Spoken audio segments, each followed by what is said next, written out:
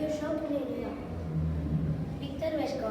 L'empresari Víctor Vescó va descendir quasi 11 quilòmetres fins a arribar al màxim profund del mar, les fosses Marianes, en l'oceà Pacífic. James Cameron. James Cameron va tocar fons literalment. El cineasta va descendir al fons dels oceans mitjans, situat a quasi 11 quilòmetres de profunditat.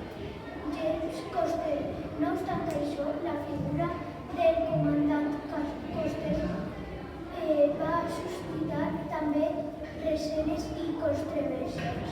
Era un personatge difícil de catalogar. John Walsh.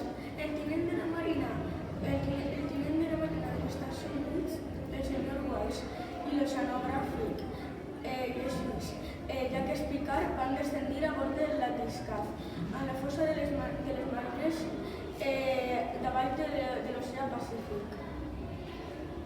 A